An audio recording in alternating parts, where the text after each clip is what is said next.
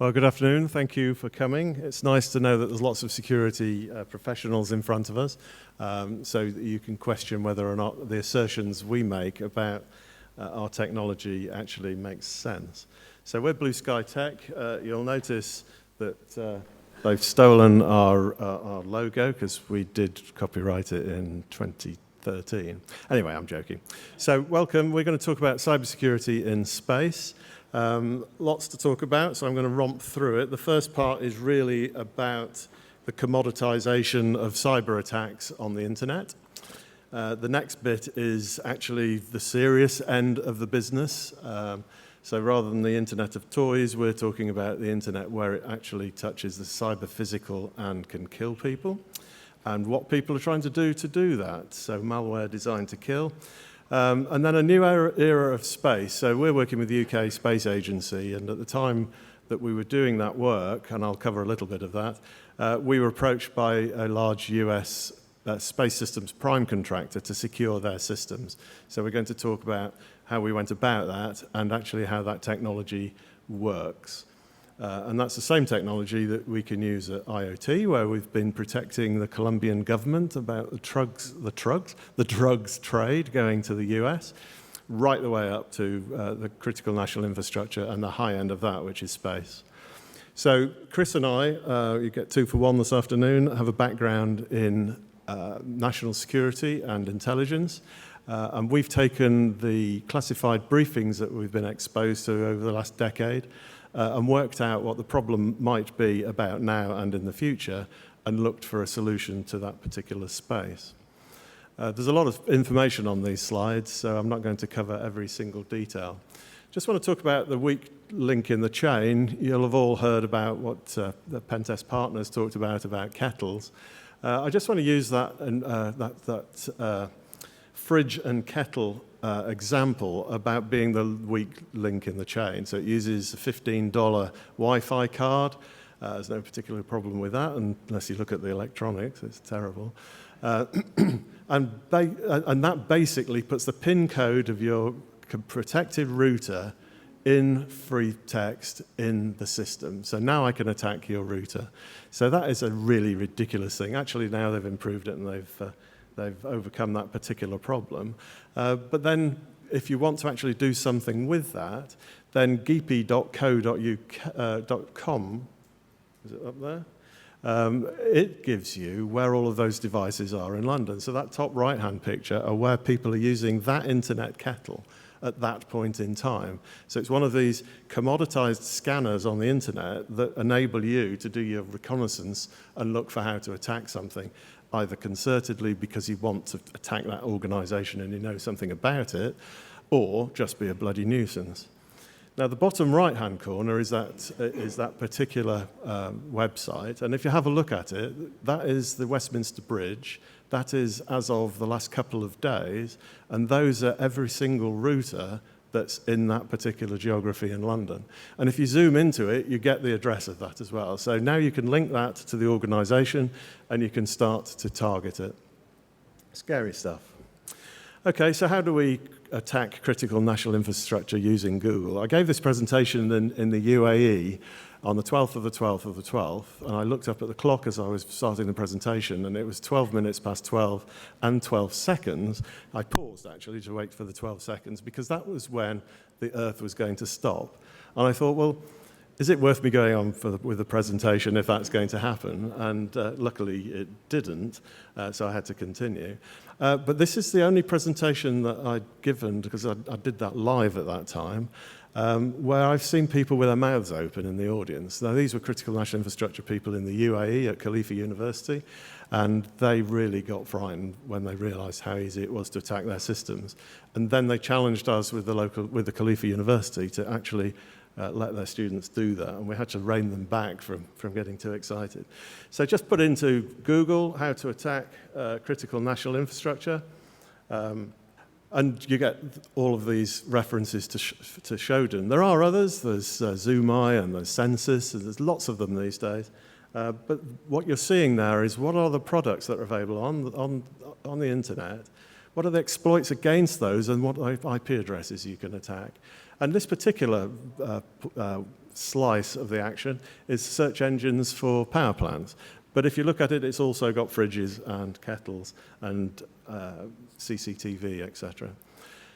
So this is what that looks like. The bottom right-hand corner is the 2019 version of Shodan, which actually not only shows you vulnerable devices around the world, and you can zoom into the geography again, but also where the honeypots are. And I was thinking about that the other day. Why would you, A, allow a scanner that can do that sort of thing onto the internet, and B, why would you then show the honeypots?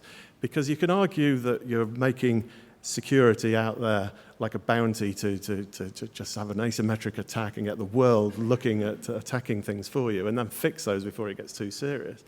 But why would you put honeypots in there? Because they're there to attract people to look at who those bad guys are and go after them. So I can only think that it is about getting as much information out there as possible. The Americans offer $25,000 bounty for anybody that can attack their critical national infrastructure. It's a pretty neat way of doing it. This is another way of doing it. But I don't know how to attack a programmable logic controller. I don't know about you, but I can ask Google and it tells me use Metasploit. It shows me how to do it. There's even better videos available on YouTube to go and do that. But I need the password to the programmable logic controller to do anything decent. So now I ask what the password is for a Siemens PLC, and there's the passwords on the S700 systems. Okay, they may have been changed, but most of them haven't. So now you can go and not only scan and find them, but test them to see whether you can do any damage with them. And the bottom right-hand corner is something that came out of the US Black Hat last week, which shows you how to attack the very latest Siemens controller. So if you're responsible for anything to do with critical national infrastructure and you're using these products, sleep well. Now you're going to find that it's even worse than what we originally thought. So if you were looking at cyber physical systems, national infrastructure, they've got their own problems. They've been built 50 years ago. They've introduced technology over time. Most people didn't have any security requirements. They're wide open. Top slide there is the old Chancellor talking about GCHQ, at GCHQ in November 15, talking about the UK's cyber offensive project. This is where governments, and there are at least 40 of them, have an open policy to have offensive cyber projects, are putting things in critical national infrastructure to make effect sometime in the future. And the bottom one is the US, how that's panning out with US Cybercom. And we're working with both of those organizations. Our technology also defends against the future of quantum computing, where we've got unparalleled power of computing to keep trying to break into these systems.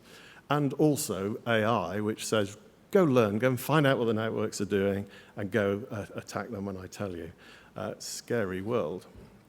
So here's an example of that scary world.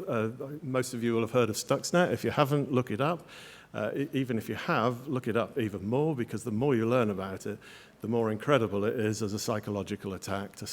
And it actually was policing the global nuclear weapons proliferation treaty.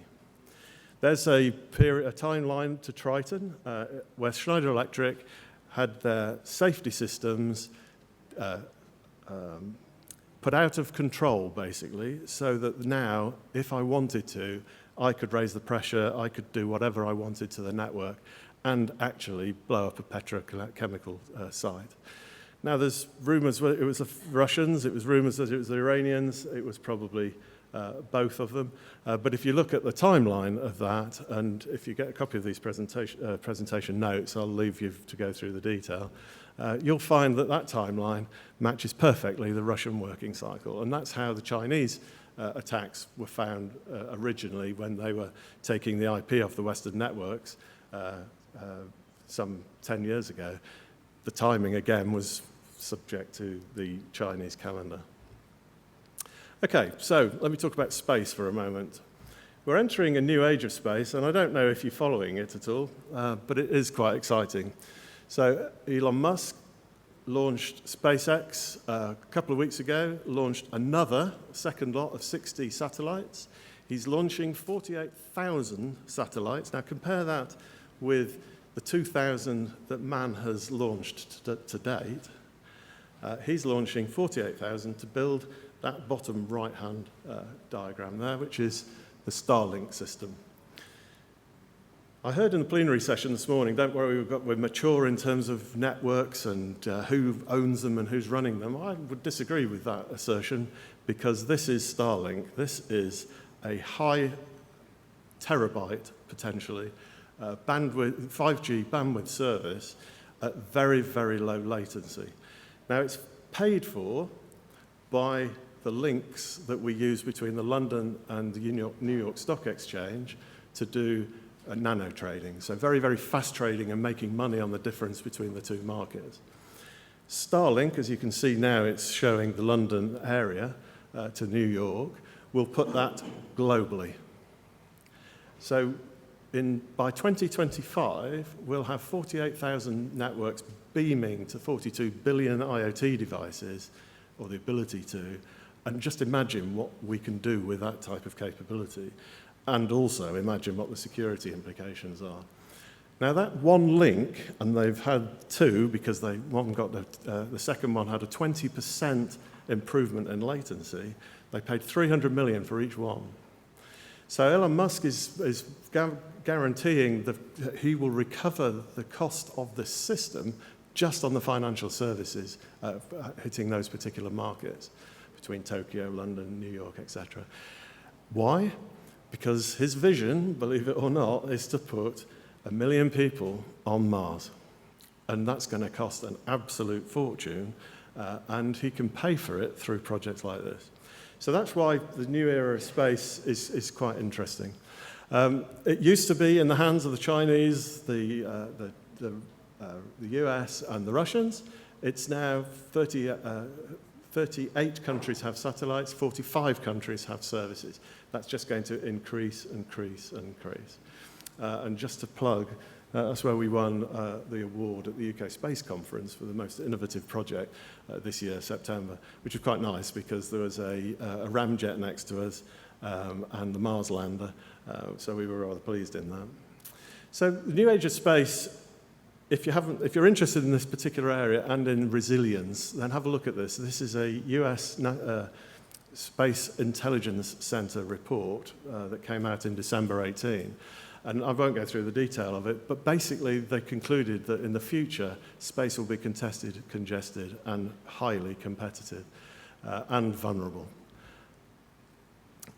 You'll see in that diagram there, these are the cyber attacks vectors that they then go into in more detail, because there's other things like debris and stuff. And interestingly, the Starlink project sent up a Duff satellite to prove that its ion drive that lifts it to its orbit, its operational orbit, could be completely 100% destroyed by pushing it back to the atmosphere. And that's part of the trials that they're going through at the moment to remove that space debris program. So they're pretty well advanced in what they're doing for building this system. Okay, let's quickly talk about IT and OT. IT is all about the internet protocols. It's all about GDPR. I'm not really interested in that, to be honest. As a company, we're interested in the OT space, the physical space. What we're doing there is we're protecting assets. Now, you might think, well, that's a small market, but when you look back to what we said about offensive cyber programs, some years ago, the government realized they couldn't afford to pay industry to harden their systems. So how were we going to achieve that objective? They've cajoled industry using what's called the National Information Systems Directive, which came out the same day as GDPR, has the same penalties, into making sure that our national infrastructure systems are resilient, otherwise you get fined. And I think they've done it very pragmatically in that they've defined competent authorities with the NCSC backing those authorities up, because they know that the threat and therefore the solution to that threat is going to evolve over time. And I think that's the only way you can actually solve the problem that we've all got. Now, the security paradigm is different as well in this space, because the CIA bit doesn't work in the OT space because safety comes first, then availability, then integrity, and then confidentiality. And in the IoT world, it's somewhere in between the two. Now, in the IIoT, the industrial control systems market, actually it helps because there are things in those protocols, in those buses that are operating at that level that, because of safety, can switch the whole system off immediately. So we can use those protocols to our advantage in this resilience and cybersecurity space. Okay, so for the space project, this US company that came to us, they were launching a number of systems with a number of payloads, and so they said, we need a new paradigm. The security by obscurity, unusual protocols out in space, you're not going to send a maintenance engineer up. Those sorts of terrestrial problems are different. Therefore, we were relying on security by obscurity, and we said, there's no way that's ever going to work, stop it. So we came up with a paradigm where every element is being targeted by every other element of the system.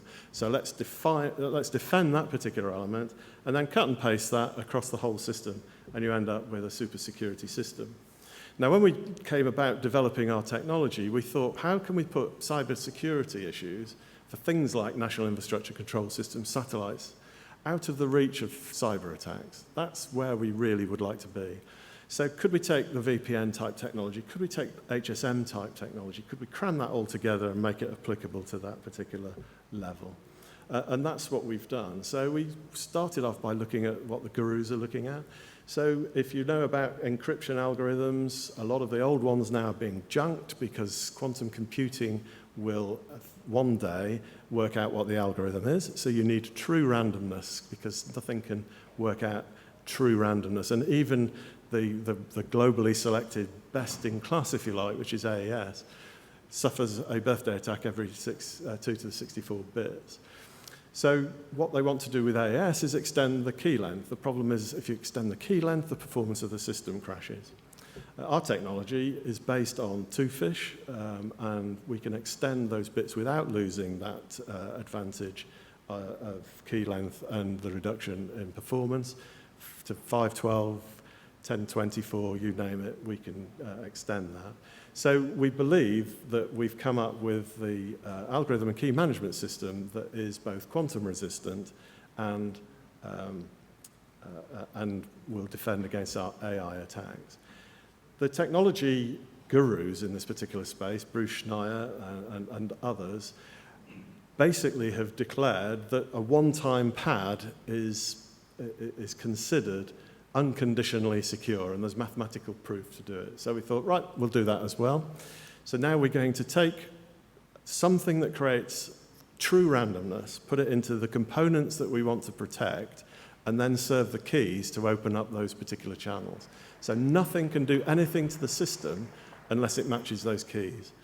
And not on a lifetime basis, not on a system lifetime basis, if necessary, on a transaction basis. So what do? We take a smoke detector and the immersium, which is at the heart of it, which is throwing out alpha particles continuously in a quantum random way. We push that through a particular gauze, which is the ignition key. It's the unclonable function that gives the hardware trust anchor at the highest level of integrity. And then we process that picture on a CMOS device and embed it in the products that we have, which serve the traditional cycle. 1 minute. We've got the technology to the top is the detection technology, to the bottom right is the protection technology, and then that's all encapsulated in a system. And in this case, the example is with NCSC serving that NIS directive that I mentioned before across multiple sites. I won't go into the detail because we haven't got the time to do that. So I'll come to this point now, which is, do you believe that we can put cybersecurity for things like control systems and national infrastructure and smart cities, autonomous vehicles, beyond the reach of cyber attacks? And we think we can. And if anybody argues with that, we'd love to talk to them because we'll find a solution to that particular element that they have as a problem. Thank you very much.